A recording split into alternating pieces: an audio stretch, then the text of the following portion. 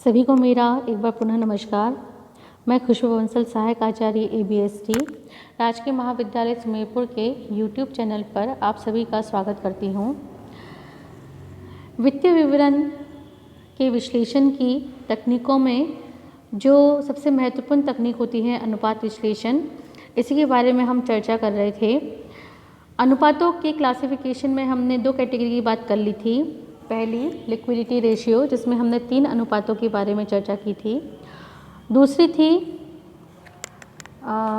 Turnover ratio, जिसमें हमने 7 से 8 रेशियोज पढ़े थे। आज हम इसकी नेक्स्ट कैटेगरी शुरू करेंगे, उत्तोलक अथवा पूंजी संरचना अनुपात, जिसको हम इंग्लिश में लीवरेज और कैपिटल स्ट्रक्चर रेशियो भी कहते हैं। उत्तोलक या जो पूंजी संरचना अनुपात होते हैं वो किसी भी संस्था की दीर्घकालीन शोधन क्षमता को बताते हैं। जो लिक्विडिटी रेशियो हम पढ़ के आए थे वो शॉर्ट टर्म सॉल्वेंसी बताते हैं, और ये जो कैपिटल स्ट्रक्चर रेशियोज़ है ये किसी भी संस्था की लॉन्ग टर्म सॉल्वेंसी कितनी है ये बताते हैं, इसलिए इन्हें दीर्घकालीन शोधन क्षमता अनुपात भी कहते हैं। उत्तोलक अनुपातों का जो संबंध होता है या उत्तोलक अनुपातों के माध्यम से हम जिन दो मदों के बीच संबंध स्थापित करते हैं वो दो मदें होती है। एक तो व्यवसाय के जो स्वामी होते हैं, जो इक्विटी शेयर होल्डर्स होते हैं, उनके द्वारा जितनी पूंजी लगाई गई है उसका संबंध स्थापित करते हैं ऋणदाताओं से प्राप्त की गई रकम के बीच। इन दोनों मदों के बीच संबंध स्थापित किया जाता है। ये अनुपात जोखिम पूंजी, जो कि जिसे हम इक्विटी कैपिटल कहते हैं, हम सभी को पता है कि जो सबसे ज़्यादा रिस्क फैक्टर होता है वो इक्विटी शेयर कैपिटल के साथ ही होता है। तो इक्विटी कैपिटल के माध्यम से ऋणदाताओं को प्रदान किए जाने वाले सुरक्षात्मक आवरण का मूल्यांकन करने में सहायक होते हैं। ऋणदाताओं को ये अनुपात ये बताते हैं कि जो उन्होंने रकम कंपनी में लगाई है, उनके द्वारा जो रकम लगाई गई है उसकी तुलना में स्वामियों द्वारा विनियोजित पूंजी कितनी है। क्या उनकी पूंजी सेफ है या नहीं है, या इन फ्यूचर वो कंपनी अगर दिवालिया हो भी जाती है तो क्या उन्हें उनके द्वारा लगाई गई पूंजी वापस से मिल पाएगी। उन्हें उनके द्वारा लगाई गई पूंजी तभी मिल पाएगी जब इक्विटी शेयर होल्डर फंड होगा कंपनी में। तो व्यवसाय के स्वामियों को ये अनुपात ये बताते हैं कि उन्हें ट्रेडिंग ऑन इक्विटी से लाभ हो रहा है कि नहीं हो रहा है। तो जो इस तरीके से जो कैपिटल स्ट्रक्चर रेशियो है वो एक संस्था की जो लॉन्ग टर्म सॉल्वेंसी है उसे बताते हैं। अब जो ये कैपिटल स्ट्रक्चर रेशियो है, इसमें भी ये दो तरीके, फिर से हमने इनको दो भागों में बांट रखा है। प्रथम पद्धति के अंदर क्या करते हैं कि जो डेब्ट कैपिटल है और जो ओनर्स कैपिटल है इनके बीच में सापेक्षिक संबंध स्थापित किया जाता है, और द्वितीय पद्धति के अंतर्गत जो व्यवसाय के लाभ है उस पर ऋण पूंजी का कितना भार है, स्थायी भार जिससे जो कि इंटरेस्ट के रूप में होता है वह कितना है, तो ये देखा जाता है। इसीलिए इन रेशियोज़ को व्याप्ति अनुपात मतलब कवरेज रेशियो या फिर ऋण प्रबंध अनुपात डेब्ट मैनेजमेंट रेशियो भी कहते हैं। तो सबसे पहले जो प्रथम पद्धति है वो हम शुरू करेंगे। उसमें जो पहला अनुपात होता है वह होता है ऋण समता अनुपात, डेब्ट इक्विटी रेशियो। नाम से ही पता चल रहा है कि जो भी कंपनी की डेब्ट जो भी पूंजी है और जो इक्विटी है, इन दोनों के बीच में रेशियो निकाला जाता है, इन दोनों के बीच में संबंध स्थापित किया जाता है। तो ऋण समता अनुपात का जो मतलब होता है, किसी भी व्यावसायिक संस्था की जो कुल संपत्तियों का अर्थ प्रबंधन स्वामियों द्वारा विनियोजित पूंजी जो कि इक्विटी शेयर कैपिटल होती है, प्रेफरेंस शेयर कैपिटल होती है और डेब्ट कैपिटल, इन सब का एक सम्मिलित रूप होता है। कैपिटल स्ट्रक्चर हम पढ़ के आए हैं फाइनेंशियल मैनेजमेंट के अंदर। तो जो पूरी एक कंपनी का जो कैपिटल स्ट्रक्चर होता है वो equity share capital, preference share capital और डिबेंचर्स, लॉन्ग टर्म जो लोन्स वगैरह होते हैं, इनका सम्मिलित रूप होता है। तो संस्था की शोधन क्षमता पर संपत्तियों के विनियोजन में स्वामियों द्वारा प्रदान किए गए तथा बाह्य संस्थाओं द्वारा ऋण के रूप में दिए गए अनुपात का गहरा प्रभाव पड़ता है। मतलब जो स्वामियों ने पूंजी लगा रखी है और जो बाह्य व्यक्तियों ने, मतलब जो जो लेनदार वगैरह हैं उन्होंने जो ऋण के रूप में जो पैसा दे रखा है उस कंपनी को, बाह्य संस्थाओं द्वारा जो ऋण ले रखा है उसके अनुपात का गहरा प्रभाव पड़ता है। अगर उसके कैपिटल स्ट्रक्चर में जो ओनर्स इक्विटी है उससे कम अगर डेप्ट जो कैपिटल है, ऋण पूंजी है, अगर वो रहती है तो इसका मतलब ये है कि जो बाह्य लेनदार है वो सुरक्षित होते हैं और उनके भविष्य में उनके भुगतान की कोई भी समस्या उत्पन्न नहीं होगी। लेकिन अगर डेप्ट कैपिटल ओनर्स इक्विटी से ज़्यादा होती है तो इसका मतलब कहीं ना कहीं जो बाह्य जो इन्वेस्टर है उनका जो हित होता है वो कहीं ना कहीं जोखिमपूर्ण रहता है कि उन्हें भविष्य में अगर कोई भी जोखिम होती है कंपनी को तो उसका भार जो होता है वो उन्हीं के ऊपर होता है। इसीलिए जो दोनों का जो रेशियो होता है, जो रेशियो होना चाहिए डेप्ट कैपिटल का और इक्विटी कैपिटल का, वह एक संतुलित होना चाहिए। ना तो आवश्यकता से अधिक होनी चाहिए डेप्ट कैपिटल, नहीं आवश्यकता से ज़्यादा होनी चाहिए। तो जो डेप्ट इक्विटी रेशियो हम यहाँ पर निकालते हैं उसका जो फॉर्मूला है वो है टोटल डेप्ट अपॉन इक्विटी, या फिर हम जो इसका दूसरा फॉर्मूला जो बहुत अच्छा फॉर्मूला मैं हमेशा यही यूज़ करती हूँ, external equities upon internal equities. मतलब जो आउटसाइडर ने जो हमने फंड ले रखा है उसे हम डिवाइड करेंगे शेयर होल्डर या फिर प्रोप्राइटर फंड से। इसे हम शेयर होल्डर फंड भी कहते हैं, प्रोप्राइटर फंड भी कहते हैं और नेटवर्थ भी कहते हैं। तो जो आउटसाइडर फंड है या फिर जो टोटल डेप्ट है वो कैसे निकलता है कि जो लॉन्ग टर्म बोरिंग ले रखी है प्लस शॉर्ट टर्म बोरिंग, जो भी हमने बाहर के व्यक्तियों से जो एक्सटर्नल लायबिलिटीज़ है, जो किसी भी संस्था की जो लायबिलिटी होती है वो दो तरह की होती है। एक तो इंटरनल लायबिलिटी, मतलब जो आंतरिक व्यक्ति है जिसमें कि ओनर्स वगैरह आते हैं उनसे कितना पैसा ले रखा है कंपनी ने, और एक बाह्य व्यक्तियों से कितना पैसा ले रखा है। तो जो आउटसाइडर है उसमें दोनों तरह के लोन्स आ जाएंगे, लॉन्ग टर्म बोरिंग्स भी आ जाएगी और शॉर्ट टर्म बोरिंग्स भी आ जाएगी। और जो इंटरनल इक्विटीज़ है या फिर नेटवर्थ या शेयर होल्डर फंड में हम कैपिटल लेंगे, इसमें इक्विटी शेयर कैपिटल भी आ जाएगी, प्रेफरेंस शेयर कैपिटल भी आ जाएगी, रिजर्व एंड सरप्लस, और लेस करेंगे फिक्स्ड असेट्स। हमारे प्रीवियस वीडियो लेक्चर में जब हमने नेटवर्थ टर्नओवर रेशियो पढ़ा था तो वहाँ पर हमने नेटवर्थ निकालना सीखा था, तो बस वही यहाँ पर हमें निकालना है। और दोनों को जब हम डिवाइड करेंगे तो डेप्ट इक्विटी रेशियो आ जाता है। इसके अलावा एक रेशियो यहाँ पे और समझा रखा है, लॉन्ग टर्म डेप्ट टू इक्विटी रेशियो।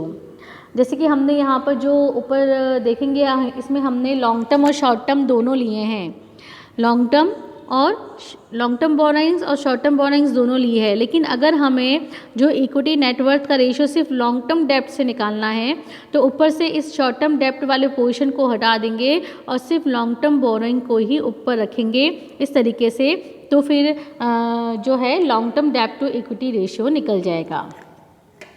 इसके लिए एक एग्जांपल आपको यहाँ समझा रखा है जिसमें कि इक्विटी शेयर कैपिटल दे रखी है, preference share capital, general reserve सब कुछ दे रखा है यहाँ पे इन्फॉर्मेशन। अब इसमें हमें डेप्ट इक्विटी रेशियो निकालना है। तो डेप्ट इक्विटी रेशियो में का फॉर्मूला होता है outsider fund upon share holder fund. तो सबसे पहले आउटसाइडर फंड की बात हम करेंगे तो इक्विटी शेयर कैपिटल में बता देती हूँ अलग अलग कौन सा किस में जाएगा। Equity share capital share holder fund में जाएगा, preference share capital share holder fund में जाएगा, जनरल रिजर्व जो जाएगा वो शेयर होल्डर फंड में जाएगा, statement of profit and loss account share holder fund में, debenture, bank overdraft, creditors, provision for taxes, outstanding expenses, ये जो पांचों मदें हैं वो किस में जाएगी, आउटसाइडर फंड में जाएगी। तो इन पांचों को अगर हम जोड़ देते हैं तो बन जाता है आउटसाइडर फंड 2,35,000 से। और जो शेयर होल्डर फंड है वो ऊपर के चारों को मिलाकर 1,50,000, 1,30,000, 20,000 से मिलके बनता है 3 लाख रुपए का। इनको हम डिवाइड करेंगे तो डेप्ट इक्विटी रेशियो फाइंड आउट हो जाता है। नेक्स्ट जो रेशियो यहाँ पर है इस कैटेगरी में वह है स्वामित्व अनुपात, प्रॉपर्टी रेशियो। इस अनुपात को स्वामी पूंजी कुल संपत्ति अनुपात भी कहते हैं। मतलब इसे हमें net worth to total assets ratio या फिर shareholder equities to total equity ratio भी कहते हैं।